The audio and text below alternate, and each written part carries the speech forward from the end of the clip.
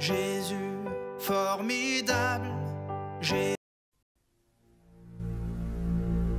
Voici, oh, qu'il est agréable, qu'il est doux pour des frères de demeurer ensemble. C'est comme l'huile précieuse qui, répandue sur la tête, descend sur la barbe d'Aaron, qui descend sur le bord de ses vêtements. C'est comme la rosée de l'Hermon qui descend sur les montagnes de Sion. Car c'est là que l'Éternel envoie la bénédiction, la vie pour l'éternité. Celui qui est le Verbe de Dieu et la parole de Dieu a déclaré, je vous dis encore, si deux d'entre vous s'accordent sur la terre pour me demander une chose quelconque, elle leur sera accordée par mon Père qui est dans les cieux. Car là où deux ou trois sont assemblés à mon nom, je suis au milieu d'eux. Vous connaîtrez la vérité, et la vérité vous affranchira.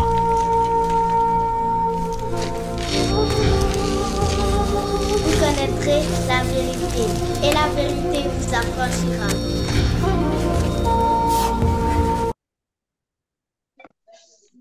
Shalom, shalom, shalom. Je vous salue tous dans le nom de notre Seigneur et Sauveur Jésus-Christ. Soyez, voilà, abondamment bénis. Shalom à la sœur Madame Armel, voilà, qui envoie ce message. Shalom, frère Olivier. Et voilà, le frère ou à la sœur, voilà. Elle dit, j'espère que vous allez bien par la grâce de Dieu. Soyez bénis. Shalom aux frères. Voilà, Élie. Voilà, Élie qui dit shalom frères et sœurs, soyez bénis. Voilà, la sœur Béla aussi qui nous envoie un message. Shalom, shalom, shalom. Voilà, la sœur Rachel, le frère Jean Amon. En tout cas, soyez tous bénis, vous tous qui êtes connectés. Notamment la sœur Blé Sonia, le frère Frédéric, la sœur Florentine, la sœur Nadia, Adélaïde, Amélie, Angéline, épouse Kakou, Béla, Élie, voilà, Guélaté, Stéphane Pungui, voilà, et Lydie, mon épouse, Marcel, voilà, et Rachel, Madame Sariette, Florence, la sœur Begré Sonia, la sœur Reine, voilà, soyez abondamment bénis. Que le Seigneur vous bénisse abondamment. Donc aujourd'hui, nous sommes à notre temps d'échange fraternel. C'est aussi un temps de communion fraternelle, de témoignage. Donc ça ne sera pas toujours nécessairement les questions, réponses. Voilà. Donc si vous avez des témoignages, si vous avez des préoccupations, voilà, n'hésitez pas, vous pouvez aussi intervenir pour glorifier Dieu. Voilà, parce que cette année, on va aussi donner le temps aux gens de rendre quand même témoignage à Dieu pour tous ses bienfaits. Voilà, donc avant de commencer, nous allons vraiment prier le Seigneur. Voilà, lui confier ces instants avant que je ne fasse monter les autres frères qui vont animer avec moi. Nous allons ensemble prier le Seigneur. Voilà, lui confier ce moment pour qu'il vienne et qu'il nous conduise durant tout ce temps-là. Notre Dieu et notre Père, nous voulons te confier ce moment. C'est toi notre Dieu, c'est toi notre roi. Seigneur, de nous-mêmes, nous ne pouvons rien. Nous voulons te confier ces instants. Nous prions que tu viennes, Seigneur, prendre le contrôle de toutes choses, que les réponses, les échanges, Seigneur, tout soit conduit par toi. Que tu bénisses ton peuple, que tu bénisses tes enfants, que nous soyons encore édifiés, Seigneur, durant tout ce moment, pour la seule gloire de ton nom. Nous avons soif de toi, nous avons besoin de toi. Nous voulons te connaître davantage, nous voulons grandir avec toi. Seigneur, conduis toutes choses, bénis ton peuple, bénis ton Église, que tous ceux qui viendront avec des préoccupations, Seigneur, que toi-même tu leur réponds et que la gloire et l'honneur te reviennent au nom de Jésus. Amen. Alléluia. Voilà, que le Seigneur vous bénisse abondamment. Donc aujourd'hui, on sera un peu beaucoup sur le panel parce que je vais inviter, d'abord je vais commencer à faire monter les gens, ok, voilà, le frère Frédéric sera là pour la modération, un peu la gestion de la partie technique, est-ce que le frère Guélaté est aussi là, ok, qui va aussi être avec moi, Voilà. Ok. Ah, je suis en train de... Voilà. Ok. Est-ce que le frère Gigi est là? Apparemment, est-ce que le frère Gigi n'est pas encore connecté? Je ne le vois pas. Ok, d'accord. Donc, il va nous suivre après. Voilà. Donc, ok. Et puis, il y a aussi de la place. Hein. Donc, pour tous ceux qui veulent lever, qui veulent vraiment intervenir, vous pourrez lever la main aussi. On va essayer de vous joindre aussi à notre panel. Voilà, je vais ajouter quoi? Je vais ajouter certains frères, le frère Joseph.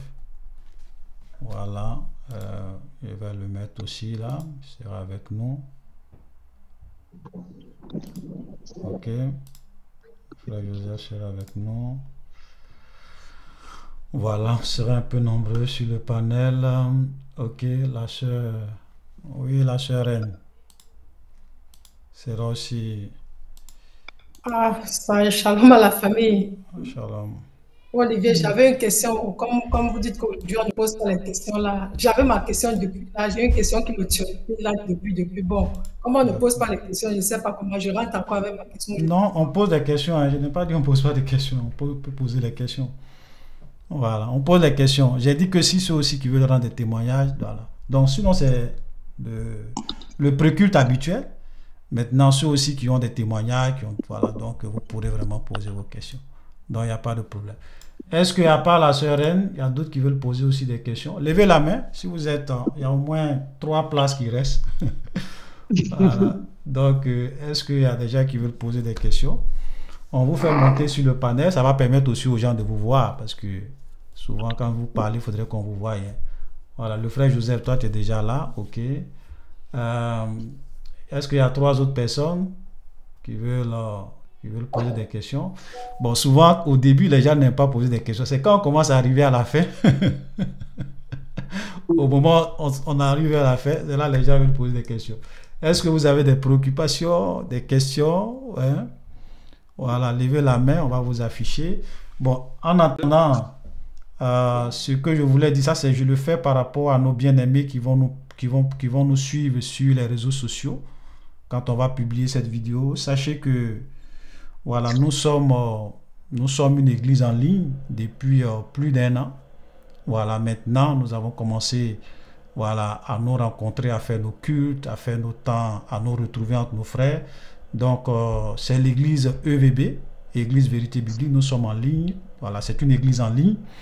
Et tous ceux vraiment qui veulent voilà, faire partie de notre communauté, qui veulent se joindre à nous pour écouter la parole de Dieu, pour suivre les études, pour réellement participer à nos exhortations, à nos cultes. Voilà, vous êtes les bienvenus. Donc, vous pouvez simplement contacter voilà, ok, l'un de ces numéros qui s'affiche à l'écran. Voilà, pour réellement intégrer notre groupe WhatsApp, parce que c'est dans notre groupe WhatsApp que nous donnons toutes les informations, les liens Zoom, nos temps de culte, voilà, tout, nos directs, tout ça. Donc, pour ceux, par exemple, qui veulent participer à nos échanges fraternels comme ça, n'hésitez pas, vous pouvez contacter vraiment l'un de ces numéros. WhatsApp, voilà, vous pouvez laisser un message, un audio, même appeler, il n'y a pas de problème. Maintenant, pour tous ceux vraiment qui veulent vraiment connaître le Seigneur, donner leur vie à Jésus, voilà, n'hésitez pas, vous avez aussi 2 numéros. Ces 2 numéros, vous pourrez contacter l'un de ces 2 numéros. Parce que la Bible dit que Dieu a tant aimé le monde qu'il a donné son Fils unique afin que quiconque croit en lui ne périsse point mais qu'il ait la vie éternelle. Donc si vous voulez réellement connaître Jésus, si vous avez besoin d'encadrement, si vous avez besoin réellement, même si vous avez des doutes, parce que peut-être que vous voulez donner votre vie à Jésus, mais vous avez tellement de questions que les gens n'arrivent pas à vous répondre, n'hésitez pas à contacter l'un de ces numéros. On se fera le plaisir de vous contacter, d'échanger avec vous, de répondre à vos préoccupations, parce que nous voulons aussi que vous puissiez être un fils et une fille de Jésus-Christ. Alléluia. Voilà. Donc, nous allons, sans plus tarder, voilà. Ok. Donc, on va laisser la sœur Reine poser sa question. Est-ce que le frère Gégé n'est pas là encore? Non. Ok, Merci, le mon frère Pongui, un instant, qui veut aussi poser des questions. Un instant, je vais l'afficher aussi. Là, au moins, si on a tous ceux qui veulent poser des questions, ça va nous permettre d'aller vite. Voilà, il reste encore 2 places. Est-ce que...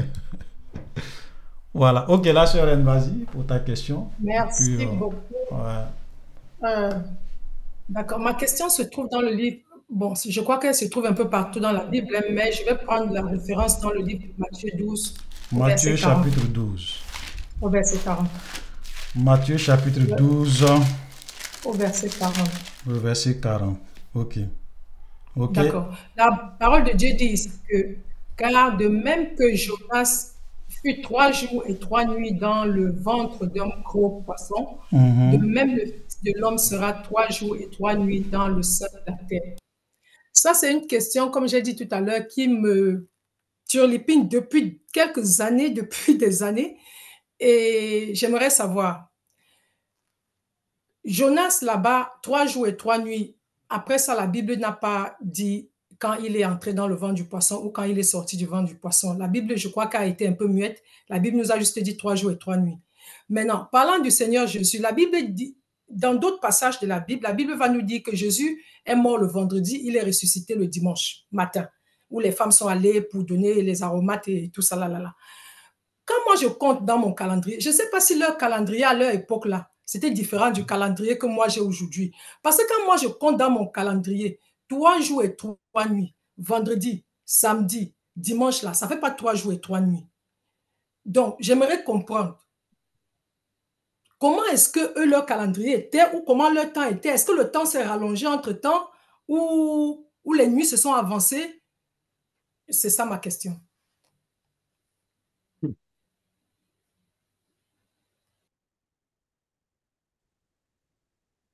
On ne t'entend pas, frère Olivier.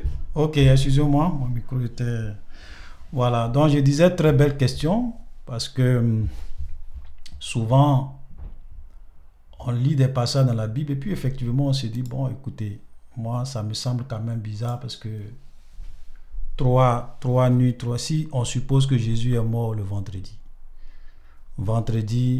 samedi, dimanche. Il y a d'autres même qui vont plus loin, hein. Ils comptent en termes de 24 heures. Donc peut-être qu'il est mort, je dis n'importe quoi, à une certaine heure le vendredi. Oui, c'est ça en fait. Jusqu'à cette heure, le samedi, ça fait 1 jour. Jusqu'à Voilà. dimanche, ça fait 2 jours. Lundi, ça fait 3 Voilà, jours. donc lundi. Donc il y a pas mal de questions comme ça et les gens vont dire oui, mais bon, ça c'est une contradiction dans la Bible. Il est où mon téléphone? Est-ce que Dieu, le Dieu qui a créé le temps, tout ça, ne sait pas de quoi il parle? Je vais par exemple je vais commencer par dire ceci. Jésus par exemple a dit, il dit que lorsque le Fils de l'homme va venir, ok. S'il vous plaît, vos micros, je vous en prie, les micros. Ça y est, j'ai coupé là, c'est bon. Voilà. Je prends un exemple, je pars avec cet exemple-là. Jésus par exemple, lorsqu'il parlait de son retour, il a dit de 2 personnes qui seront dans un champ, l'un sera pris et l'autre laissé. De 2 personnes qui seront sur le lit, bon, celui qui est au champ, on sait que c'est dans la journée qu'on va au champ. Donc ça veut dire que Jésus est conscient que lorsqu'il va venir, il y a des gens qui seront au champ. En même temps que des gens seront au champ, il y a des gens aussi qui seront sur le lit, en train de dormir, parce qu'il fait nuit chez eux. Ok? Donc ils seront aussi enlevés. Donc, quand Jésus dit ça, c'est parce que Jésus sait que pendant qu'il fait jour chez toi, parce qu'il est le créateur, il connaît le monde plus que quiconque, il sait que pendant qu'il fait jour chez toi, dans d'autres endroits du monde, il fait nuit. Donc, pendant qu'il fait aussi jour chez toi, pendant qu'il fait nuit chez toi, dans d'autres endroits du monde aussi, il fait nuit. Donc, quand Jésus parle, il parle par rapport à tout le monde. C'est vrai qu'il y a des messages qui disent, il parle par rapport à tout le monde. Au moment où Jésus est mort, dans d'autres endroits du monde, c'était la nuit. Dans d'autres endroits du monde, c'était peut-être à Jérusalem, c'était le jour. Mais dans d'autres endroits du monde, c'était la nuit. Donc, voici comment certains interprètent ça. Pour dire que quand Jésus parle de 3 nuits et 3 jours, il n'est pas en train de parler de 3 nuits et 3 jours de 24 heures. Ce n'est pas de ça qu'il parle. Pour dire que ce sont des jours de 24 heures. Ce n'est pas ça. À partir du moment où il est mort le vendredi, c'est un jour. Samedi, deuxième jour. Dimanche, où il est ressuscité, troisième jour. Ok? Maintenant, dans d'autres endroits du monde, le jour qu'il est mort, il faisait nuit, première nuit. Dans d'autres, le samedi, deuxième nuit. Le dimanche, troisième nuit. Mais la Bible dit qu'il est ressuscité dimanche matin. Oui, c'est ce que j'ai dit. En fait, ce que j'ai dit, j'ai dit, le jour où il est mort, il y a des gens, chez eux, ils faisaient nuit. Parce que la nuit, c'est combien de temps? Là encore, il faut définir. Si je suppose que la nuit, c'est à partir peut-être, je dis n'importe quoi, de 20 heures. Dans certains pays, peut-être même d'autres, même à partir de 19 heures, il fait nuit. Jusqu'à peut-être 6 heures ou bien 5 heures du matin, il fait nuit. Ça, c'est chez eux. Ok? Voilà. Donc, quand Jésus meurt, le vendredi, dans d'autres endroits du monde, il fait nuit. Ok? Le samedi, ça va faire deuxième nuit. Le dimanche, ça va faire troisième nuit dans d'autres endroits du monde. Donc, ce que je veux vraiment faire comprendre, c'est simplement pour dire qu'il ne faudrait pas qu'on pense au jour ou bien à la nuit de 24 heures comme dans notre calendrier. Et quand Jésus parle, il parle parce qu'il connaît toutes choses. Il sait que le jour qu'il est mort à Jérusalem, c'était le jour. Donc, vendredi, premier jour, samedi, deuxième jour, dimanche, le troisième jour. Ok? Chez eux, ça faisait 3 jours. Mais dans d'autres endroits du monde aussi, c'était la nuit. Donc, si on prend le monde dans sa globalité, lorsqu'il dit que le Fils de l'homme sera 3 jours et 3 nuits dans le ventre du poisson, il ne ment pas. Ça dépend de là où tu te trouves. Voilà. C'est pour cela que j'ai pris tout à l'heure l'exemple très simple. Quand Jésus dit que le jour qui va venir, il y a des gens qui seront au champ. Mais on ne va pas au champ la nuit. Il dit que le jour qui va venir, il y a des gens qui seront sur le lit. Parce qu'ils dorment, parce qu'il fait nuit chez eux. Donc ça veut dire que quand Jésus va venir, dans certains endroits du monde, il fera nuit. Dans certains endroits du monde, il fera jour. Voilà. Donc quelqu'un peut dire, mais Seigneur, tu dis que quand tu vas venir, des gens seront au champ. Mais est-ce que tout le monde sera au champ? Ou bien il fera jour chez tout le monde? Non. Chez d'autres, il sera jour quand je viendrai. Donc eux, peut-être, ils seront au champ. Quand je viendrai, quand l'enlèvement aura lieu, ils vont partir. Il y a d'autres endroits du monde aussi, eux, ils seront sur le lit parce qu'ils dorment. Peut-être ils seront dans un sommeil profond. Parce qu'il fait nuit chez eux. Ils seront aussi enlevés. Donc il n'y a pas de contradiction. Voilà. Donc, ce que Jésus dit, c'est la vérité parce qu'il est Dieu, il sait toutes choses, il est omniscient. Voilà. Je sais qu'il y a d'autres théories, hein. Ce n'est pas la seule. Il y a d'autres, par exemple, qui vont vous dire que, je crois qu'il y a des gens qui vont vous dire que ce n'est pas le vendredi que Jésus est décédé.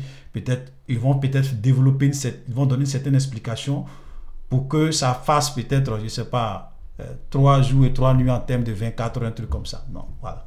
Mais moi, l'explication plausible que je trouve, c'est ça. Voilà. Et je confirme ça par le fait que lorsque Jésus va venir, certaines personnes seront en train d'être au champ parce qu'il fait jour chez eux. Sur d'autres, ça sera la nuit. Voilà. Donc, voici l'explication que nous pouvons donner par rapport à ça. Frère Olivier. Oui.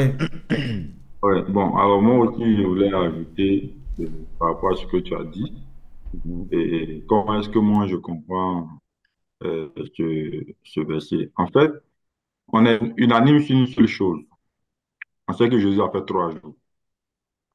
Voilà. Et nous savons qu'on parle de jours. Bon, normalement, il y a la journée, il y a la nuit. Donc, les gens qui interprètent la Bible peuvent interpréter en voyant les 3 jours comme le jour, la journée et la nuit. Voilà. Mais moi, je vais plus loin en allant en termes de date. En termes de date. Si, posons que Jésus est né le vendredi, aujourd'hui nous sommes à dimanche le 12 janvier. Si Jésus est né le vendredi, vendredi était le 10, ça fait un jour. Samedi, le 11, ça fait 2 jours. Dimanche, le 12, ça fait 3 jours. Si tu dois écrire, peut-être pour ceux qui vont à l'école, bien qui travaillent, qui doivent émarger, même quand ils font demi-journée, quand ils notent la date, même s'il a fait demi-journée, c'est la date, c'est le jour. Mhm. Je ne sais pas si je me fais comprendre. Mhm. Ouais, Voilà. Donc, la Bible a tellement a été interprétée de diverses manières que il serait important de dire simplement, il faut retenir que Jésus a fait 3 jours. Et en termes de date, Jésus a fait 3 jours, effectivement. Le vendredi est une date, le samedi est une date, le dimanche est une date. Voilà ce que moi je voulais apporter maintenant. Voilà. Amen. Merci, mon frère. Amen. Amen. Amen. On t'entend pas, frère Amen. Olivier. On t'entend pas, frère Olivier. T'entends pas, hein, frère Olivier? Voilà, il y a des gens même qui vont aller plus loin, qui vont, comme je le disais tout à l'heure, qui vont vouloir compter même les jours en termes de 24 heures.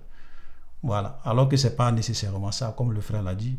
Voilà, quand la Bible dit il y a eu un soir, il y a eu un matin, ce fut le premier jour, il y a eu un soir, il y a eu un matin, ça fut le deuxième jour.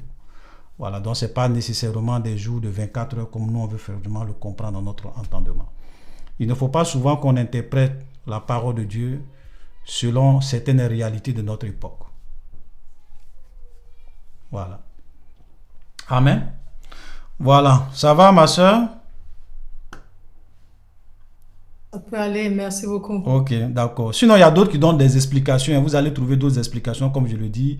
Ils vont vous dire Jésus n'est pas mort le vendredi. Ils vont vraiment développer un certain nombre de choses. Bon, voilà. Ok, mais moi, l'explication que moi je peux donner, c'est vraiment comme ça que moi je vois la chose. Voilà. Le frère, voilà. Pungi, vas-y pour ta question. Ah, c'est le frère Joseph avant. Hein. Le frère Joseph, ah ouais, ok, d'accord. Le frère Joseph, vas-y. Voilà, merci beaucoup. Ok, le frère Guégué est là. Ouais. Alors, mon frère. Voilà, j'avais une question par rapport Oui, vas-y. à quelques vidéos que j'avais suivies, hein, frère Olivier. J'avais suivi Mhm. une vidéo par rapport à deux testaments, Mhm. l'Ancien Testament et le Nouveau Testament. Il y avait Oui. deux constitutions, donc la constitution de Moïse et la constitution de Jésus-Christ. Alors, vous avez dit au cours de cette vidéo, ou pendant cette vidéo, vous avez dit que l'Ancien Testament, c'est aussi la parole de Dieu. Bien sûr. Alors, et que nous ne sommes plus sur la loi, nous sommes sur la grâce. Nous sommes sur la grâce de Jésus-Christ. Mhm. C'est celle qui régit actuellement les chrétiens. Nous sommes régis par la loi de la grâce. Mhm. Ouais. Maintenant, je veux savoir, il y a souvent des textes de l'Ancien Testament qui est aussi la parole de Dieu que nous utilisons dans nos vies. Je prends par exemple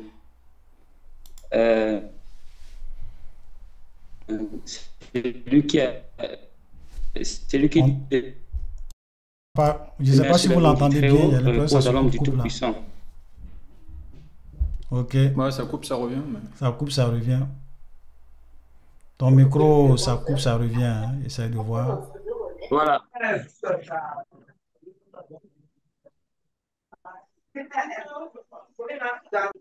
S'il vous plaît, vos micros, s'il vous plaît. Oui, vas-y, frère Joseph, vas-y pour ta question. Allô? Vas-y, oui, on t'entend, hein. Moi je t'entends. Voilà, j'aimerais savoir, puisque c'est quand même malhonnête, comme nous sommes régis par la loi de la grâce, d'aller dans l'Ancien Testament, prendre certains textes et l'appliquer dans la constitution de la grâce qui nous régit actuellement. Mais dans quel contexte? Allô? Est-ce que... Oui, oui, je t'entends, hein. On t'entend, vas-y pour ta question, oui.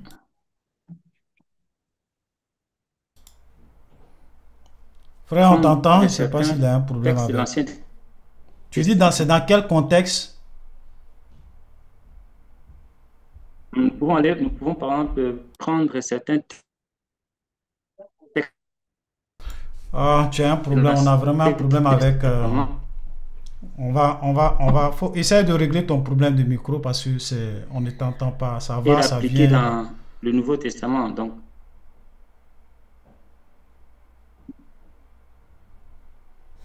Bon, je ne sais pas si vous avez compris sa question. Moi, j'ai pas entendu. Frère Joseph. Oui, il dit, si nous sommes, si j'ai bien compris, Frère Joseph, tu m'écoutes, hein? Si j'ai bien compris, si nous sommes, nous ne sommes plus, il y a deux constitutions. L'Ancien Testament, c'est l'Ancienne Constitution. Le Nouveau Testament, c'est la Nouvelle Constitution par rapport à la vidéo que tu as faite, qu'il a suivie. Donc, il dit, nous ne sommes plus sous l'Ancienne Constitution, mais comment est-ce que à chaque fois, alors, on va piocher dans l'ancienne Constitution? Pourquoi est-ce qu'on va à chaque fois piocher certaines choses dans l'ancienne Constitution, c'est-à-dire dans l'Ancien Testament, puisque nous ne sommes plus sous la loi de Moïse? C'est ça, non, frère Joseph?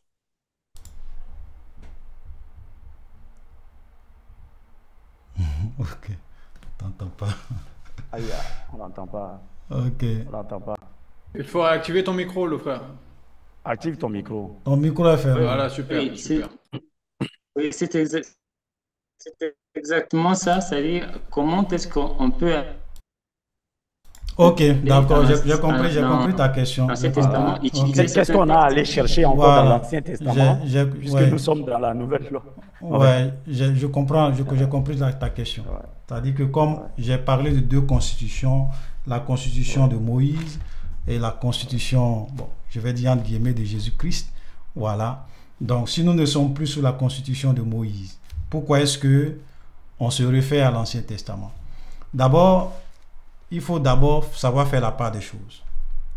Parce que lorsque on parle de la loi de Moïse, on n'est pas en train de dire que parce qu'on n'est plus sous la loi de Moïse, ça veut dire que tout ce qui est dans la loi de Moïse, on ne doit plus obéir à ça, ou bien on peut faire le contraire. Je donne un exemple simple.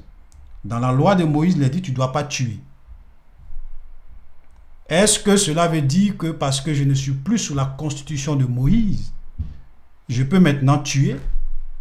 Ce n'est pas ce que la parole de Dieu dit. Non. Parce que même avant Moïse, si tu tues, tu es condamné pour ça. Caïn n'a pas attendu, quand Caïn a tué son frère, Dieu n'a pas attendu Moïse pour le condamner, pour le maudire, parce qu'il a tué son frère. C'est ce qu'on appelle les lois morales de Dieu. Et j'avais fait une vidéo là-dessus où j'ai parlé de la différence entre la loi et la grâce. C'est quoi la loi? Et j'ai expliqué ce principe-là. J'ai dit que il y a des lois de Dieu que les gens appellent généralement la loi morale de Dieu. La loi morale de Dieu, elle ne change pas. Avant Moïse, elle était en vigueur. Quand Moïse envoyait la loi, Dieu a même inclus la loi morale, ou bien certaines lois, dans la loi de Moïse. Et après Moïse, même quand Jésus arrive, cette loi-là, la loi morale est toujours en vigueur. Même dans l'éternité, la loi est toujours en vigueur. Ou bien jusqu'à ce que la fin du monde arrive, la loi morale de Dieu ne change pas. Tu ne dois pas tuer, tu ne dois pas tuer. Avant Moïse, tu ne dois pas tuer. Pendant Moïse, tu ne dois pas tuer. Après Moïse, tu ne dois pas tuer. Pendant la grâce, tu ne dois pas tuer. Donc, il faudrait qu'on arrive à faire cette distinction. C'est la même chose quand on parle peut-être de l'homosexualité. Tu ne dois pas aller homme avec homme, femme avec femme. Mais Sodome et Gomorrhe, Moïse n'existait pas au temps de Sodome et Gomorrhe.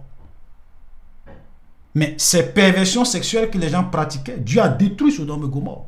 Il n'a pas attendu Moïse. Parce que en chaque être humain, et même Romain le dit, Romain dit que quand des gens qui n'ont pas la loi, posent des actes qui prouvent que la loi de Dieu est écrite dans le cœur. Donc, il y a des principes, parce que nous ne sommes pas des animaux, nous sommes des êtres conscients.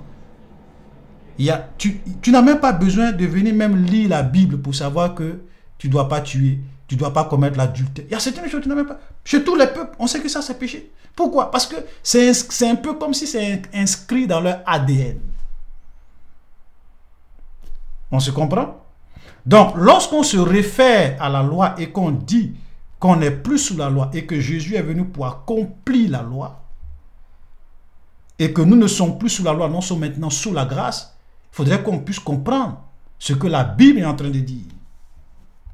Il y a des choses qui se faisaient dans la loi. Le sacrifice des animaux. Œil pour œil, dent pour dent. Il y avait des principes que Jésus est venu accomplir. Par exemple, parce que Jésus est mort à la croix, qu'il est le sacrifice parfait. Il y a des animaux. Nous, on n'a plus besoin, lorsque je commets un péché, de prendre un animal pour chercher un sacrificateur pour dire, la loi de Moïse nous avait dit, si tu commets un péché, tu dois prendre un agneau ou bien un taureau, tu dois envoyer au sacrificateur pour aller dans le temple, pour faire le sacrifice pour toi, pour que tes péchés soient pardonnés. Nous, on ne fait plus ça. Pourquoi? Parce que Jésus est l'agneau parfait. Donc, il y a beaucoup de dispositions dans la loi de Moïse qui étaient une ombre. Ok? C'était une ombre. Maintenant, quand le véritable arrive en la personne de Jésus-Christ, nous ne sommes plus soumis à ça. Nous ne sommes plus soumis à ces choses-là. Voilà. C'est pour cela que même la Bible dit que la loi a été comme un pédagogue pour nous conduire à Christ. La loi a été comme un régime transitoire pour nous conduire à Christ. Ok? Maintenant, quand le véritable arrive, on n'est plus obligé de nous référer à l'image ou bien au régime transitoire. On est dans le véritable régime. Voilà. Même le sabbat, que les gens souvent font beaucoup de débats là-dessus. Dans la loi de Moïse, on pratiquait le sabbat. Mais quand Jésus arrive, il est le véritable sabbat. Nous, on n'est plus obligé d'aller observer un jour. Parce que la Bible nous dit dans Hébreu que nous qui avons cru, nous entrons dans le repos de Dieu. C'est ça le véritable repos. Donc, l'image, c'était ce jour-là que les gens observaient. Le véritable, c'est en Jésus. Même la circoncision. Selon la loi de Moïse, un enfant qui naît, on doit le circoncire 8 jours. Ça avait commencé avec Abraham, mais quand Moïse arrive, il met aussi ça dans la loi. Mais nous, aujourd'hui, là, est-ce que la circoncision, c'est une loi pour nous? Non. Pourquoi? Parce que la vraie circoncision, elle se trouve en Jésus-Christ, c'est la circoncision du cœur. Donc, nous, c'est pas qu'on ne pratique pas la circoncision. Nous, nous sommes circoncis, mais la vraie circoncision en Jésus-Christ, qui est la circoncision du cœur. Le vrai Shabbat, pour nous, c'est pas un jour qu'on observe. Le vrai Shabbat, nous, on pratique le Shabbat, mais le véritable, qui est le vrai repos en Jésus. Et quand nous croyons, nous rentrons dans le Shabbat. Donc, toi, tu ne peux pas venir moi me dire que moi, je n'observe pas le sabbat. Je te dis, moi, je suis dans le vrai sabbat. J'observe le sabbat. Parce que je suis dans le vrai repos. On se comprend? Voilà, donc, voici, donc il faut savoir, c'est vrai que on ne peut pas établir une règle pour dire, concernant par exemple certaines choses, ça, non. Mais déjà, quand on a tous ces principes-là en tête, on sait plus ou moins comment marcher. On sait plus ou moins, c'est pas parce que je suis en Jésus que je vais commencer à violer certains principes. Non. Même quand on vient dans la grâce, on dit ni les adultères, ni les impudiques, ni les voleurs, ni les ravisseurs n'hériteront le royaume de Dieu. Ce sont des principes qui ne changent pas. Cette vie de sainteté, de pureté que nous devons mener, on le fait. Maintenant, il y a certaines choses qu'on ne fait plus. Les animaux qu'on doit manger, d'autres qu'on ne doit pas manger, les sacrifices d'animaux, plein de choses, rendre le mal par le mal, œil pour œil, dent pour dent, tout ça. Voilà. Souvent, même les gens veulent rendre le mal par le mal. Ah, que tous les sorciers de mon village meurent, Seigneur, retour à l'envoyeur. Voilà, si ton sorcier te rate, toi, il ne faut pas le rater. Oui, c'est biblique. Oui, et puis on s'en va citer souvent des David. David dit, Seigneur, que mes ennemis tombent dans la force qu'ils ont pu. Oui, mais c'est parce que tu n'as pas compris que tu n'es plus sous la loi. Jésus est venu la changer, tout ça. Il dit aimez vos ennemis, bénissez. Et toi-même, pose-toi la question concrètement. Si moi je dois aimer mon ennemi, est-ce que je peux lui... Si tu aimes quelqu'un, tu peux lui souhaiter la mort? Non. Tu peux souhaiter qu'il meure, tu peux lui souhaiter que ses enfants meurent, tu peux lui souhaiter qu'il meure pour aller à l'enfer, tu ne vas jamais souhaiter ça. Vous voyez? Mais il y a d'autres qui sont attachés parce qu'ils ne savent pas faire la part des choses. C'est pour cela qu'il est très important pour nous, lorsqu'on devient chrétien, de lire l'Ancien Testament. Parce que quand tu lis l'Ancien Testament, tu vois la sévérité de Dieu, tu vois la sainteté de Dieu, tu vois certains principes de Dieu. Quand tu viens dans le Nouveau Testament, tu lis. Mais il faut lire l'Ancien Testament à la lumière du Nouveau Testament.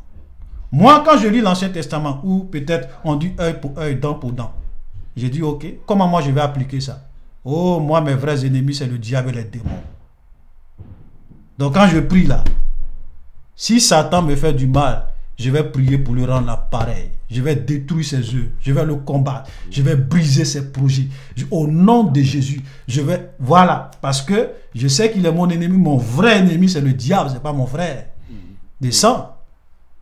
Voilà. Donc quand David dit, Seigneur, que mes ennemis tombent. Moi, je dis, oh, la Bible dit que je n'ai pas à lutter contre la chair et le sang, mais contre les dominations, les principautés, les esprits méchants dans les lieux célestes. Ce sont eux mes vrais ennemis. Donc, je ne combats pas un homme, mais je combats plutôt l'esprit qui anime la personne, le démon qui est là, qui travaille. Ce sont mes vrais ennemis.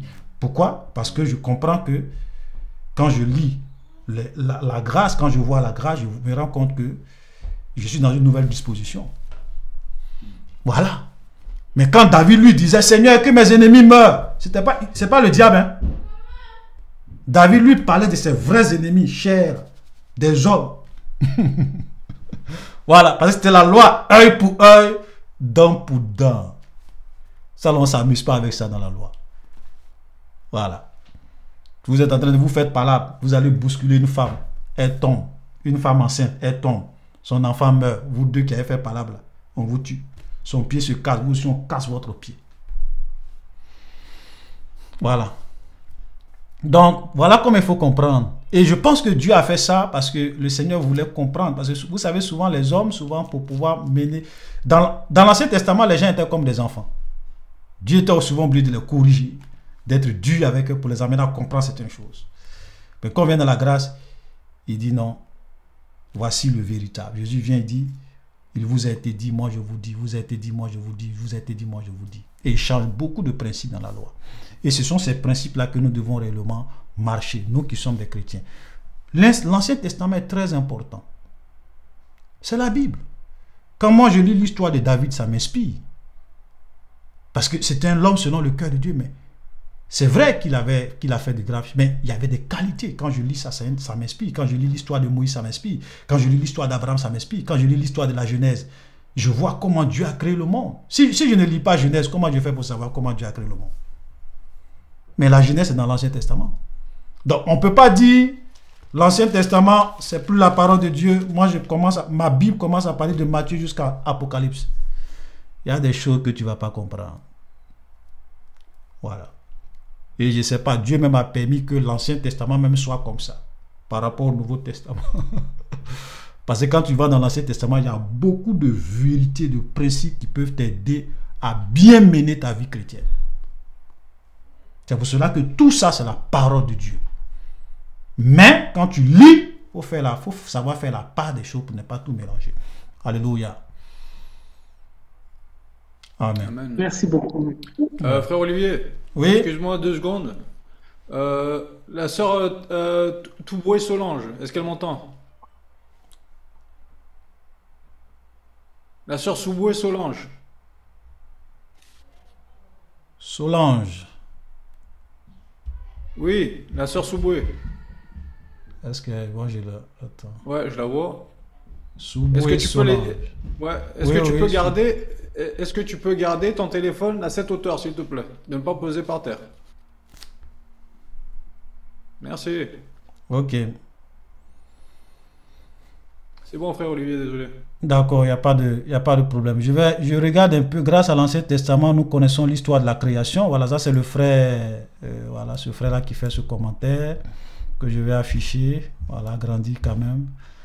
Ok, voilà. Grâce à l'Ancien Testament, nous connaissons l'histoire de la création. Grâce à l'Ancien Testament, nous connaissons le pourquoi les chérubins protecteurs deviennent le diable, voilà, tu vois. Grâce à l'Ancien Testament, nous connaissons le pourquoi aussi que l'homme a été chassé du jardin, voilà, tu vois. Donc l'Ancien Testament nous aide, hein, dans notre foi, comme le frère le dit, à comprendre beaucoup de principes. Ok, voilà. Merci frère Mathurin. Il y a qui encore? Est-ce qu'il y a un autre commentaire? Ok, c'est bon. Voilà. Donc, Frère Olivier. oui. Oui, pardonne-moi d'ajouter juste sur ce point-là, dire que quand tu prends Lydia, comme elle a une question. Oui. Oui, quand tu prends comment on appelle les 10 commandements, est-ce que ces 10 commandements-là, Jésus a retiré quelque chose de ces 10 commandements-là? Quand tu prends Exode chapitre 20, ces 10 commandements sont toujours d'actualité. Ouais. Tu n'auras pas d'autre Dieu devant ma face. Dans la nouvelle alliance, c'est pareil. Tu ne te feras point d'image taillée, ni de représentation quelconque des choses d'en haut, d'en bas, et ainsi de suite. C'est d'actualité. Voilà. Tu ne prendras point le nom de l'Éternel ton Dieu. Et ainsi de suite. Honore ton père et ta mère. Tu ne tueras point. Tu ne commettras point d'adultère. Tu ne déroberas point. Tu ne porteras point de faux témoignages. Tu ne convoiteras point la maison de ton... Tout est encore valable. Tout est encore valable. Rien n'a été... C'est pour ça que Christ lui-même, dans Matthieu 5, 17, il a dit quoi? Il a dit qu'il n'est pas venu pour abolir la loi. Il est venu pour l'accomplir. Et c'est l'exemple parfait que le frère Olivier a donné. Christ est là. C'est-à-dire que l'Ancien Testament nous menait tout droit à Jésus-Christ. Amen. Quand tu prends l'Ancien Testament, quand tu lis tout l'Ancien Testament, depuis la création jusqu'à, comment on appelle Malachie, l'Ancien Testament tout entier nous mène tout droit à Jésus-Christ de Nazareth, qui est l'accomplissement de la loi. Voilà. Voilà. Maintenant, le problème, ce que le frère a dit, les 10 commandements, quand tu regardes, les principes restent les mêmes. C'est vrai que souvent, les gens vont venir dire le sabbat. Sauf que la manière dont les gens pratiquaient le sabbat, nous, comme je l'expliquais tout à l'heure, notre sabbat, le sabbat trouve son accomplissement, c'est ce que le frère disait, trouve son accomplissement en Jésus. En Jésus. Voilà, il est venu pour accomplir la loi. Donc, quand il a accompli, il est le vrai sabbat. C'est parce qu'il disait que le Fils de l'homme est maître du sabbat. Donc, tous ceux qui croient en lui, Hébreu le dit, nous qui avons cru, nous entrons dans le repos de Dieu, dans le Shabbat de Dieu. Voilà. Donc, pour nous, ce n'est pas un jour qu'on observe. Voilà. Donc, à partir du moment où on rentre dans le Shabbat, ça veut dire que tous les autres principes restent les mêmes. Voilà. Alléluia. Voilà. Frère Pongui, vas-y pour ta question. Et puis, il y a une sœur aussi qui a posé une question dans le commentaire. Est-ce que boire un peu de vin est-il mauvais en tant que chrétien? Donc, on va répondre à ça tout à l'heure. Est-ce que je me fais bien entendre? Oui, moi, je t'entends parfaitement. Oui, je voulais faire, c'était pas une question, c'était juste un petit témoignage que je voulais faire par rapport à ma propre vie qui peut édifier certaines personnes. Parce que hier encore, je regardais la conférence des femmes, la deuxième partie, et j'ai vu l'intervention du frère Frédéric, je crois, vers la fin.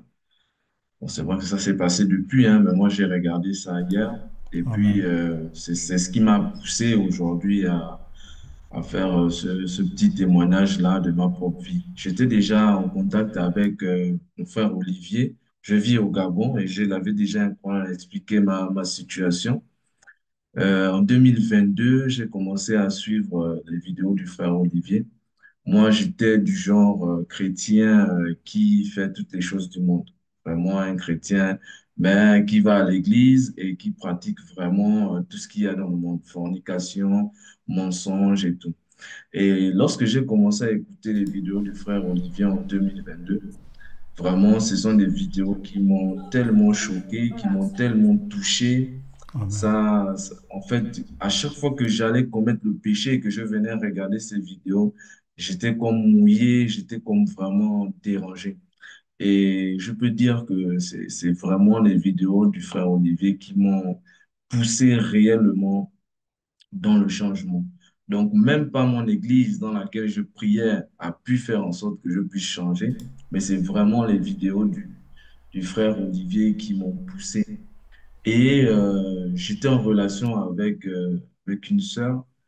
Et pendant que j'étais en relation, donc je priais et puis je demandais à Dieu que, Seigneur, est-ce que je veux que est-ce que la personne avec qui je suis, c'est vraiment la personne avec qui tu veux que je fasse ma vie? Et le Seigneur va me donner deux rêves très clairs, vraiment très clairs, pas d'explication. Mhm. On te montre bien que la personne avec qui tu es n'est pas cette personne.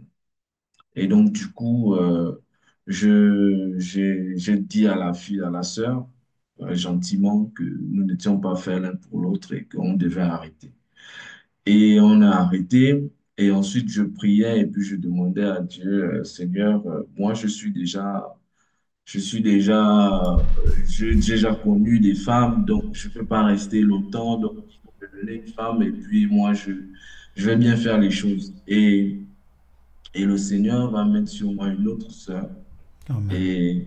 Et quand je l'ai rencontrée, j'ai eu la conviction dans mon cœur que c'était elle, celle que Dieu avait mis sur mon chemin. Amen. Donc, souvent, lorsqu'on a devant soi une personne, on a cette conviction-là que c'est cette personne.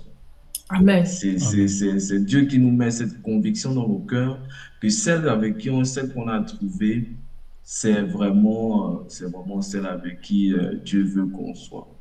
Et après ça, on a décidé de rentrer dans les fiançailles.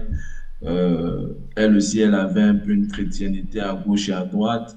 On a pris une décision ferme de respecter totalement ce que la parole de Dieu disait. Amen. Et donc, du coup, avant, on s'était déjà mis ensemble, on vivait ensemble. Et quand on a pris cette décision, il fallait que chacun aille de son côté parce qu'on ne devait plus forniquer, on ne devait plus être ensemble, vu que vraiment on a pris notre décision, on a dit, si on veut que Dieu agisse dans nos vies, nous devons être justes aussi devant Dieu et irréprochables. Et vraiment, le diable il ne dort pas hein, quand il y a ce genre de décision dans la vie des chrétiens. Le diable ne dort pas. La fille, ses parents sont en province, donc elle est seule à la capitale. Elle est allée chez une tante où elle a vécu de la misère.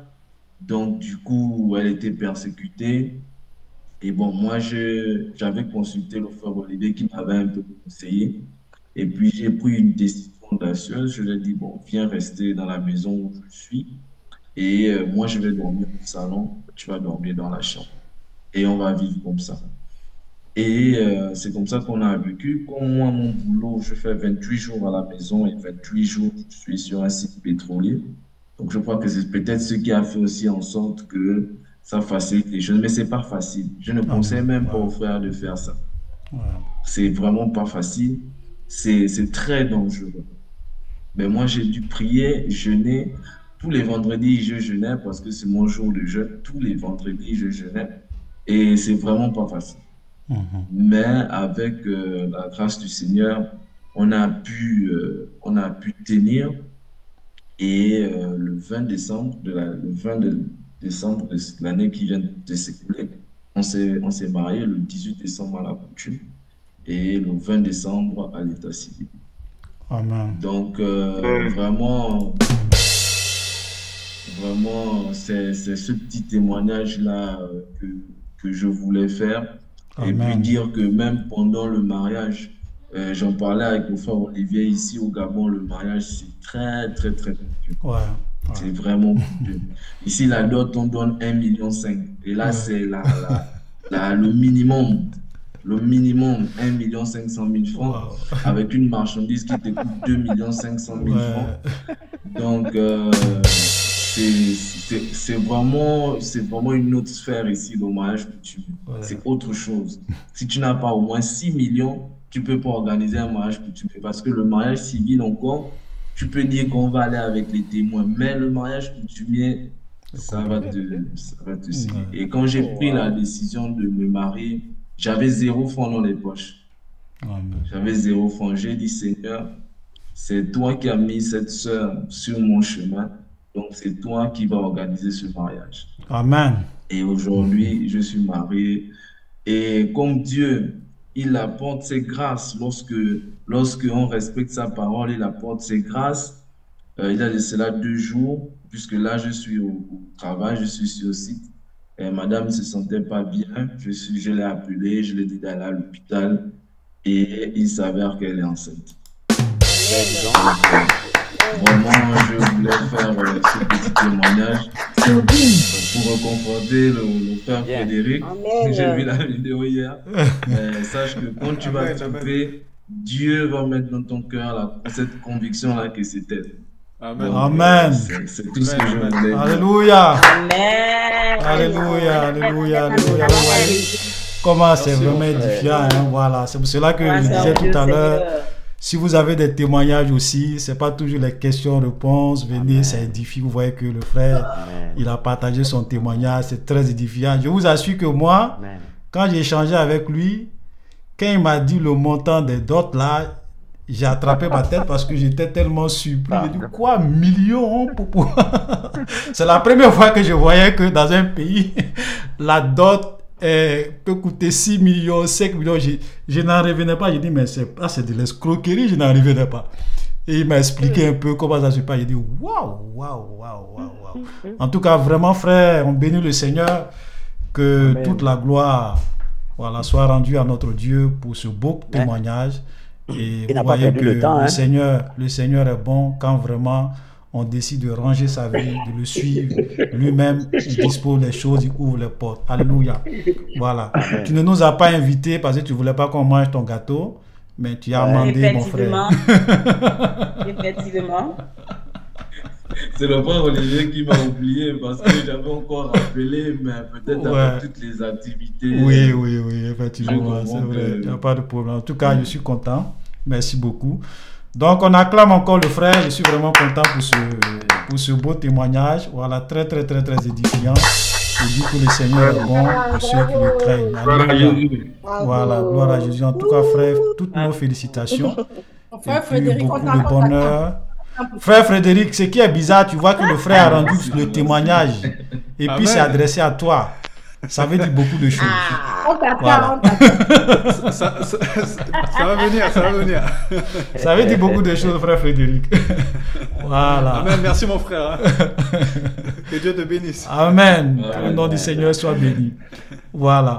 Avant de laisser la parole à la sœur Lydia aussi pour sa question, la sœur Bella a posé, je crois, une question. Je vais lire sa question. Voilà, c'est ça. Hein. Elle dit, désolé frère Olivier, je n'arrive pas à activer ma vidéo, ok, car mon téléphone bug, j'ai une question. Dans quelles conditions devons-nous faire un jeûne de 40 jours? Waouh. Bon. Aïe. Le frère, quelqu'un peut répondre, donner des conseils par rapport... Parce qu'il y a des gens qui se sont engagés dans des jeûnes de 40 jours, et puis la question qu'elle pose, c'est vraiment pertinent.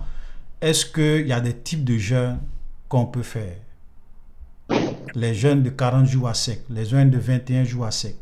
Dans quelles conditions on doit faire ces genres de jeûnes? Bon, moi, je n'ai jamais fait 40 jours, donc je ne sais pas. Ok.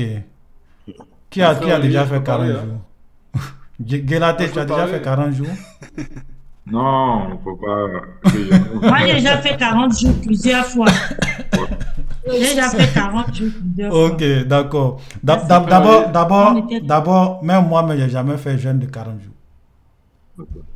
Ok. Et puis, il y a des types de jeûnes. Et ça, c'est un conseil que je vous donne.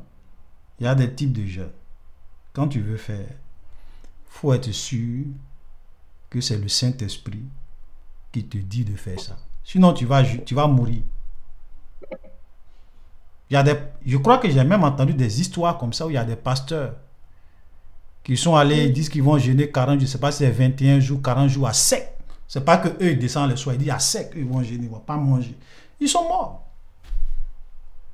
En Tunisie. Voilà, en Maman, Tunisie. 100 jours. Ok, 100 jours, voilà. Voilà, oui, je crois qu'il y avait une dame aussi comme ça, maman 100 jours, qui est décédée à cause de ça. Voilà. Parce que, regardez, même quand vous lisez l'histoire de Jésus, la Bible dit que Jésus fut conduit par l'Esprit. C'est pas lui qui c'est l'Esprit qui l'a conduit dans le désert. Donc, il y a des types, et quand c'est inspiré, comme Moïse, bon, Moïse, lui, il était, parce que regardez le cas de Moïse. Moïse, il va dans la présence de Dieu pendant 40 jours. Et il ne mange pas, il est là-bas. Pourquoi? Parce que c'est Dieu qui lui a dit ça. Parce que quand l'Esprit de Dieu est avec toi dans quelque chose, le saint fait même que tu es dans la présence de Dieu, il y a des réalités du monde naturel qui se bloquent. Ça veut dire que ce que tu aurais pu faire normalement, et puis tu allais mourir là. Le Saint-Esprit étant avec toi, le Saint-Esprit étant en toi, et c'est lui qui te conduit, tu peux faire ça et tu ne vas pas mourir. Exactement. Voilà. Donc, il y a des types de jeûnes, quand tu veux faire, c'est que vraiment c'est le Seigneur qui te conduit à le faire. Souvent, je sais qu'il y a des gens qui peuvent faire des jeûnes de 21 jours, mais au moins, le Seigneur leur dit de descendre les soirs. C'est-à-dire que ce n'est pas des jeûnes à sec. Au moins, elle jeûne le soir, elle peut manger quelque chose et puis le lendemain, elle reprend. Oui, 3 jours, une semaine, oui. Mais vouloir faire ce genre de jeûne à sec là, si ce n'est pas le Seigneur réellement qui te pousse à le faire, que toi-même tu te lèves de ta propre initiative pour le faire, tu vas mourir. Voilà. Tu vas mourir. Donc il y a des choses qu'il faut éviter. Et puis quand tu es enceinte ou bien quand tu es malade, c'est pas la peine de jeûner. Prends tes médicaments, voilà, parce que soyons sages. Voilà. Ok? Donc, il y a des... Faisons vraiment beaucoup attention à ça. C'est un conseil en même temps, je profite pour donner, pour qu'on évite un certain nombre de choses. Alléluia. Voilà. Donc, ma soeur, la seule condition que je peux dire pour faire ce genre de jeûne, c'est que vraiment, c'est le Seigneur qui te demande de le faire, sinon ne le fais pas. Voilà. De peur qu'il ne t'arrive quelque chose d'imprévu, de grave. Alléluia. Voilà, il y a des hommes de Dieu qui sont morts, il y a des femmes qui sont mortes comme ça. Voilà. Alléluia. Voilà, soyez bénis. La sœur Lydia va poser sa question et puis on va répondre aussi à la question de notre sœur qui a posé la question sur le vin là. Est-ce que... Oui, la sœur Lydia, vas-y. Shalom tout le monde, vous m'entendez? Oui, je t'entends parfaitement. Oui, en fait, c'est pas vraiment une question. Je voulais vous adresser un message de remerciement ce matin, mais je dis bon, je vais profiter, peut-être je vais pas faire trop long, ça va pas être vraiment un témoignage complet, mais je voulais dire, ça fait depuis hier, je suis en joie. Pas que je pleure, hein. Depuis hier, je suis en joie, je suis super heureuse. Amen. Parce que je pensais qu'une fatigue que j'avais depuis des années, c'était naturel, que c'était dû à l'anémie. Et je voulais tout gérer tout seul parce que je suis une personne qui a l'habitude de tout gérer toute seule. Je suis toute seule ici depuis l'âge de 22 ans, depuis des années. Et je voulais pas trop faire appel à vous parce que vous avez déjà prié pour moi et jeûné pour moi. Mais Dieu a fait que la sœur Marie a vu quelque chose avant que je parte en vacances. Quand je suis revenue en vacances, j'étais épuisée. Mais j'avais un épuisement, je vais expliquer aux gens vite fait, qui n'était pas normal en fait, comme si on me puisait tout mon sang à l'intérieur, mais moi, pendant des années, je fais la rigolade, genre, je suis vieille. Je me couchais super tôt, des fois, j'étais gênée parce que je ne pouvais pas être là avec ma fille, parce que je suis seule avec elle, je ne pouvais pas l'aider pour l'école, parce que des fois, je m'endormais sans comprendre.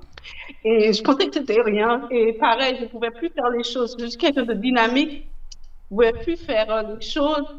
Et aujourd'hui, je tenais à dire merci parce qu'aujourd'hui, je me suis réveillée en même pas jusqu'à 14 heures. J'ai pu faire des choses que ça faisait longtemps que je ne pouvais plus faire. Faire ma lessive, mon repas, mon nettoyage. Hier, j'ai changé mon lit. J'ai fait plein de choses parce que j'avais une force en moi que le Seigneur m'a donnée. Pour expliquer, c'est que, oh, Dieu merci, la sœur Marie m'a secouée.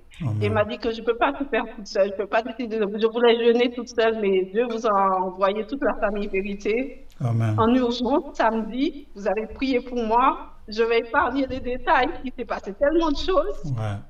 Et Dieu vous a mis dans le cœur de jeûner, prier pour moi pendant plusieurs jours. Moi aussi, j'ai jeûné, prié.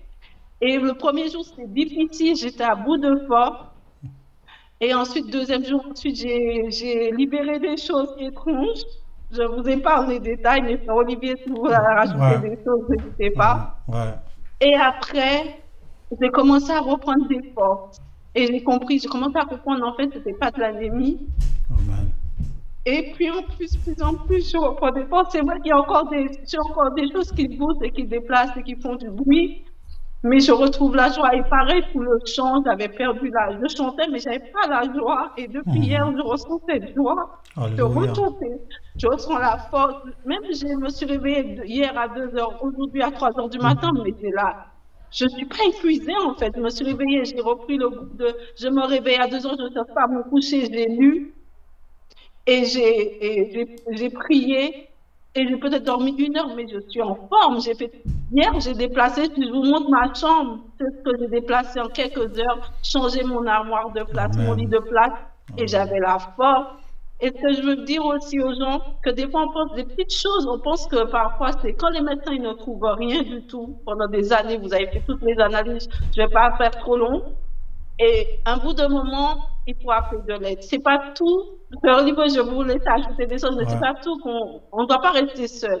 Amen. Même si c'est pas une manque de foi de demander à l'aide. Amen. C'est pas parce qu'on n'a pas foi en Seigneur, il ne faut pas avoir honte. Et puis aussi, même si on pense qu'on vit, parce que Dieu a ôté plein de choses dans ma vie. Enfin, je ne peux pas parler de ça aujourd'hui, non. Mais il y a des choses qu'on pense que juste la foi, c'est juste parce qu'on ne vit pas dans le péché, on essaie de marquer la situation. Mais il y a aussi des choses qui ouvrent la porte à l'ennemi, c'est la honte. La honte des choses de passé et la peur.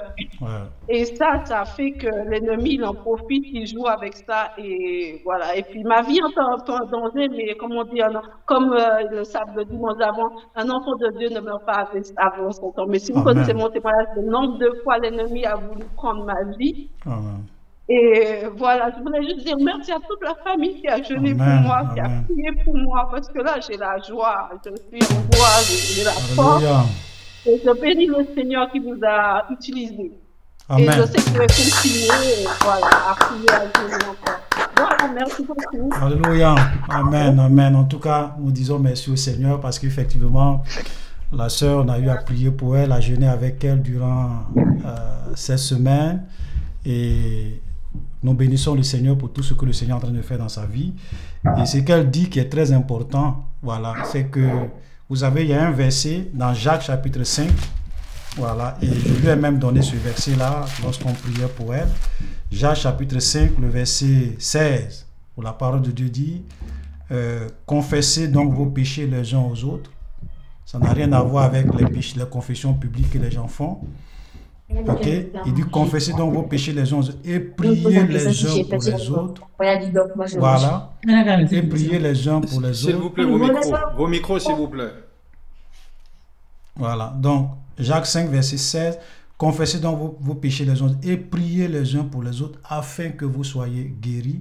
La prière fervente du juste a une grande efficacité. Alléluia. Donc souvent, si vous avez des situations, parce que c'est le diable souvent qui veut que vous soyez seul. Non, moi-même je vais gérer. Non, moi-même je ne vais pas demander de l'aide. Non. Expliquez, demandez de l'aide à vos frères. On est une famille, nous sommes là pour s'aider, pour prier les uns pour les autres. Le problème de l'autre, c'est notre problème. On se met en jeûne ensemble, on prie ensemble, on se soutient. Et c'est comme cela aussi que Dieu se manifeste, Dieu se glorifie. Alléluia. En tout cas, merci beaucoup aussi à la sœur Marie.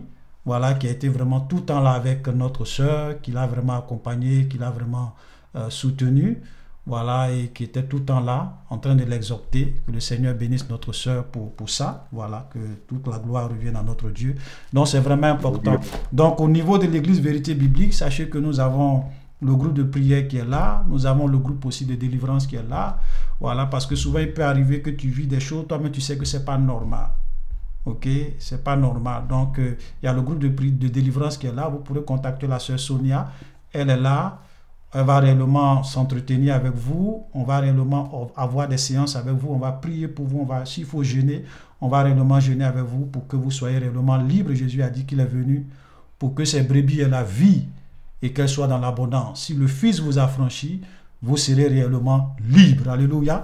Donc, nous allons laisser le contact de tous ces départements-là dans le groupe de l'église, certainement 16 semaines. Voilà.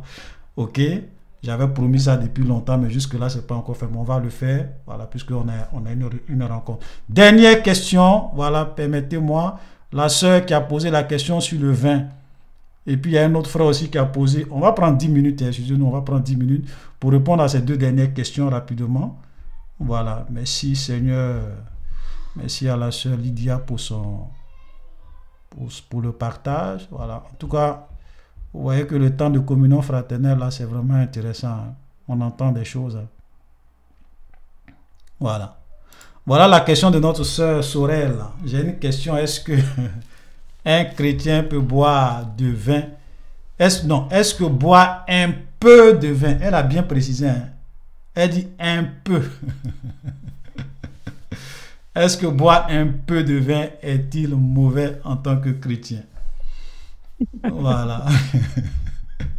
Frère Guélaté, frère Guédier, c'est pas si vous voulez. Et les chrétiens, ils veulent boire du vin. Bon, moi personnellement, je ne consomme pas ni un peu, ni moyen, ni machin. Et bon, moi personnellement, ça n'a rien à voir avec la vie chrétienne. Même avant que je ne devienne chrétien, tu buvais pas je du ne tout. bois pas, Tu ne bois je ne bois pas, je ne, je fumais. Tu étais un garçon très sage, toi. Voilà, un garçon très sage. Entre guillemets. Voilà. Donc, la cigarette, je fumais très tôt. C'est à 11 ans que j'ai arrêté, quand on m'a bastonné, et puis j'ai arrêté. Donc, bon, si on se réfère toujours à ce que Paul a dit à Timothée dans 1 Corinthiens 5, 23, quand il disait à Timothée, bon, ne bois pas de l'eau seulement. Fais usage d'un peu de vin à cause de tes fréquentes indispositions.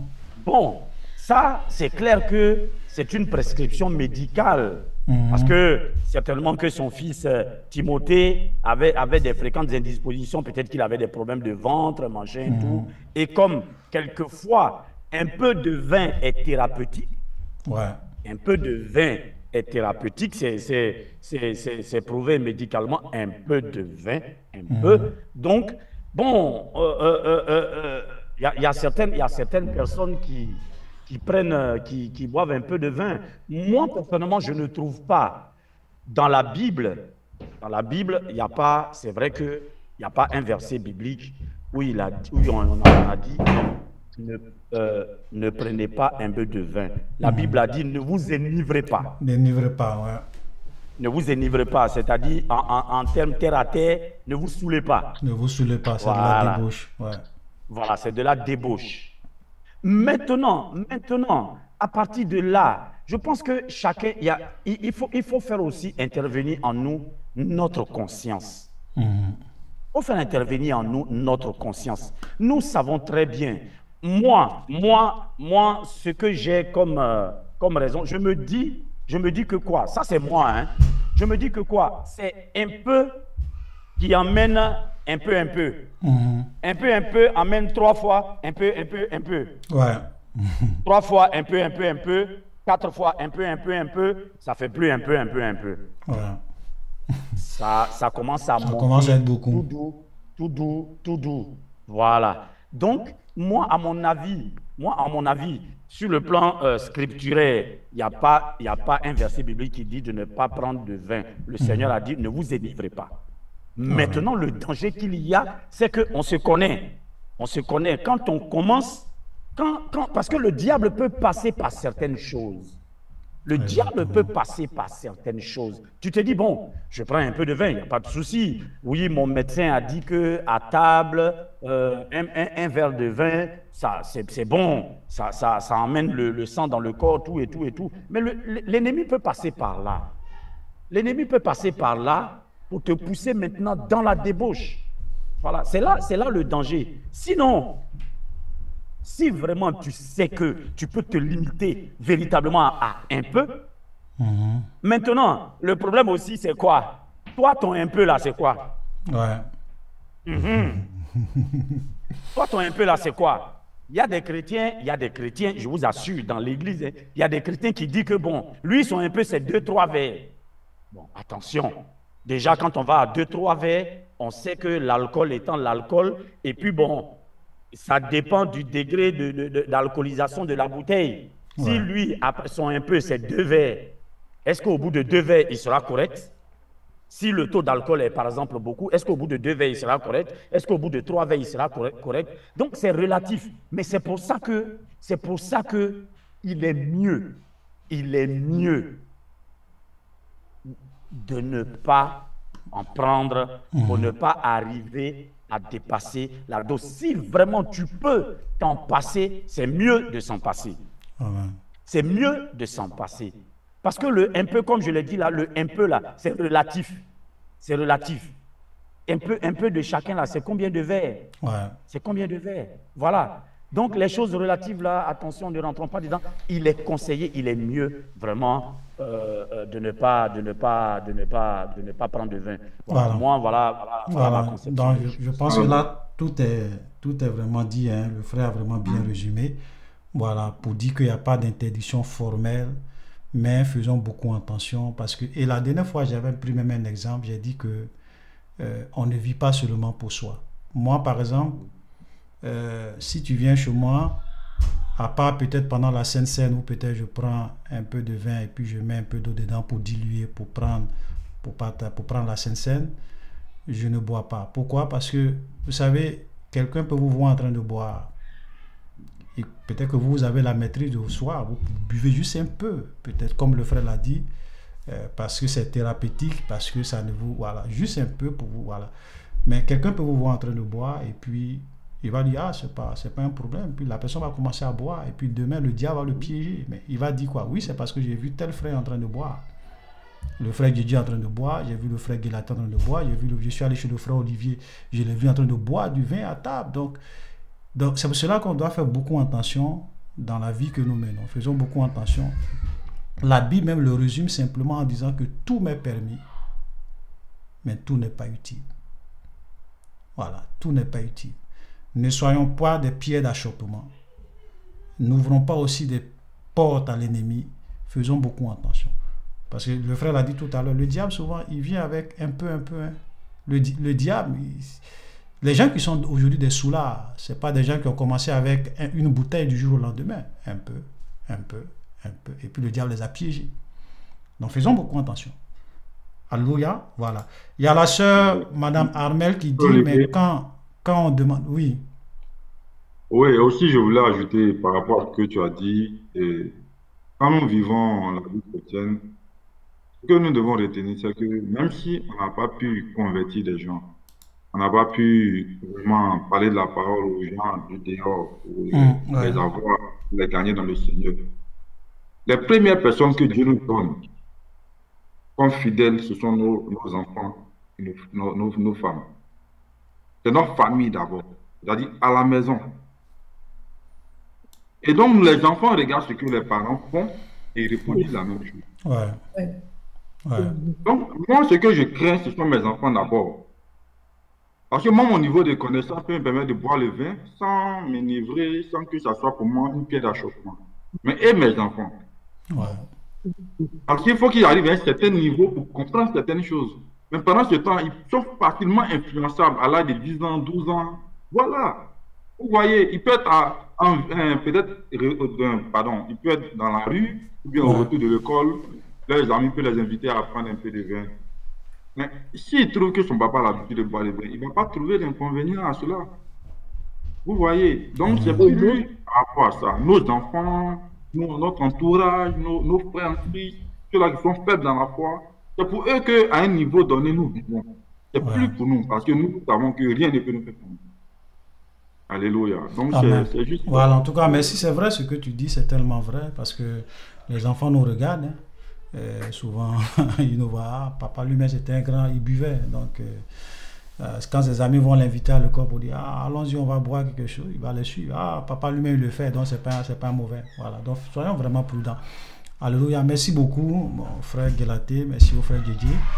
Voici la préoccupation de Madame Armel, elle dit, mais quand on demande de l'aide qu'on n'obtient pas, peut-on avoir le courage de demander? Bon, je sais pas, essaye de... Bon, demander de l'aide, je ne sais pas c'est quelle aide, et puis tu as demandé à qui, et puis voilà. Sinon, on est toujours là, hein, on est prêt aussi à aider les gens. C'est pour cela que cette année, on a quand même fait l'effort de pouvoir mettre en place toutes les structures. Il y a la cellule sociale qui est là.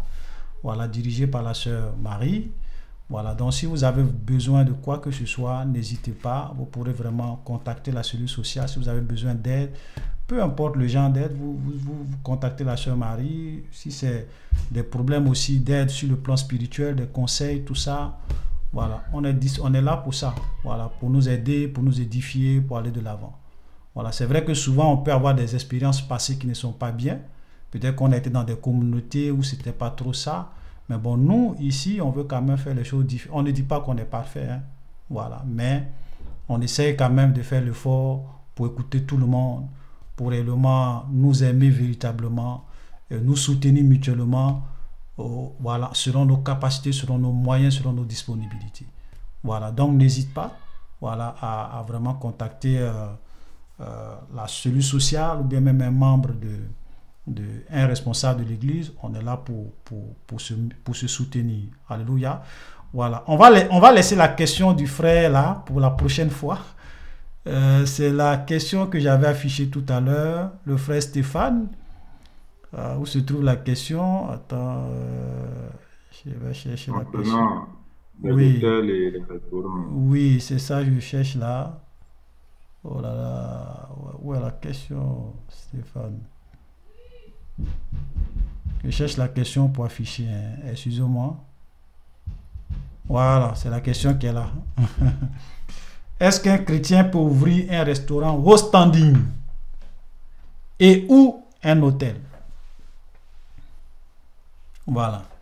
Donc c'est une très bonne question. On va y répondre la prochaine fois parce que il y a beaucoup de chrétiens qui se bloquent dans la tête pour dire, bon, un chrétien ne peut pas ouvrir d'hôtel, un chrétien ne peut pas ouvrir un restaurant. Bon, c'est pas vrai, il faut comprendre. Voilà, on va répondre en même temps pour ne pas... on va prendre 5 minutes, c'est vrai que c'est pas grave.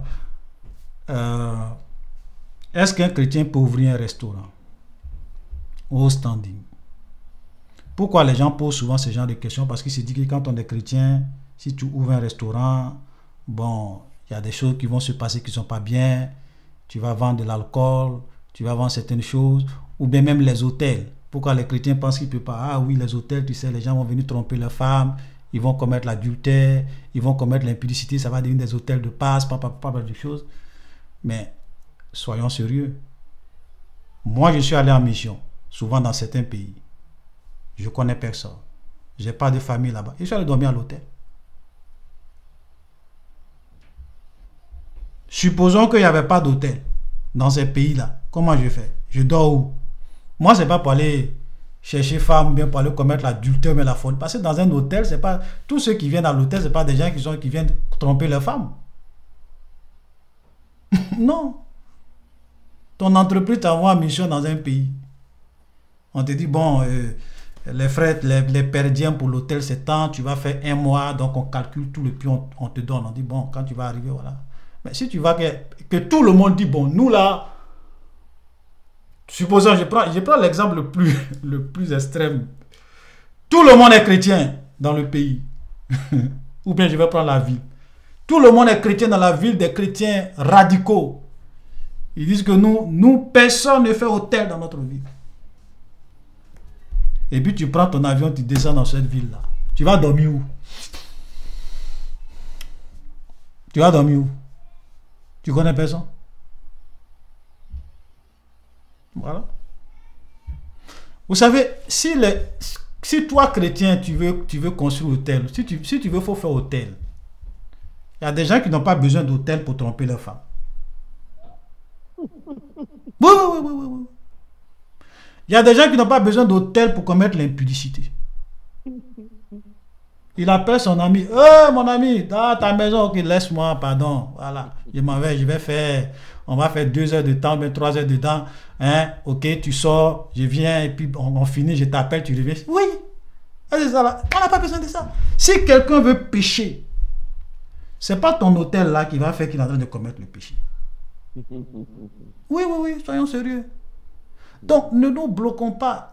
Tu veux construire ton hôtel. Tu veux faire ton restaurant, fais ton restaurant. Restaurant, là, il y a des gens qui s'en vont manger. Souvent même, tu sors avec ta femme, vous allez dans un restaurant, vous mangez un bon plat parce que tu ne veux pas que vraiment ta femme puisse préparer aujourd'hui. Vous partez, vous mangez et quand vous finissez de manger, vous rentrez chez vous. Vous n'êtes pas allé dans un restaurant là pour faire autre chose. Voilà. Donc, il ne faudrait pas que nous-mêmes, on se mette des blocages, des trucs pour dire non, quand on est chrétien, on ne peut pas construire hôtel haut standing, on ne peut pas construire un restaurant haut standing. Restaurant, on peut venir, on mange des bons plats africains, et américains, européens, des petits déjeuners, tout. Ça dépend de ce que tu fais dans ton hôtel. Ça dépend de ce que tu fais dans ton restaurant. Même les entreprises, souvent même, ils organisent même des conférences dans des hôtels. Il y a une salle, ok, de conférences. C'est dans des hôtels, hein. Ils finissent, après, il y a la salle, il y a le restaurant pour manger, tout ça dans des hôtels. Voilà. Donc, ne nous bloquons pas. Moi, je n'ai pas dit d'aller faire hôtel de passe. C'est pas de ça que je parle. Je parle de vrais hôtels, de vrais restaurants où on fait ce qui est normal. Maintenant, si quelqu'un vient dans ton hôtel, qui vient tromper sa femme, est-ce que tu vas l'empêcher de louer une chambre? Toi, tu fais ton business. Voilà. Qu'est-ce qui prouve même que ce n'est pas sa femme? Tu n'as aucune preuve. Donc, ce n'est pas parce que tu vois quelqu'un avec une femme dans un hôtel, tu vas dire, ah, il est en train de tromper sa femme. Et s'il te dit que c'est sa femme? Peut-être qu'il est venu en mission avec sa femme.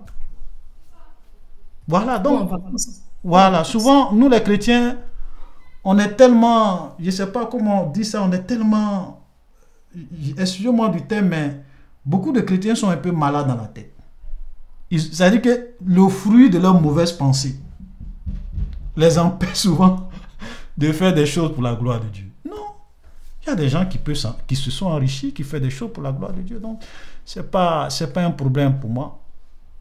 Alléluia. Voilà. Donc, un chrétien peut faire un restaurant de haut standing. Un chrétien peut avoir un hôtel de haut standing. Ce n'est pas un péché. Alléluia. Voilà. Que le nom du Seigneur soit béni. Nous allons, voilà, passer à notre culte et je vais laisser toute la place à la sœur Reine pour la suite. Soyez bénis. Merci beaucoup. Amen, amen, amen. Très bon moment d'échange. Que le Seigneur soit glorifié. Amen. Pour tous ces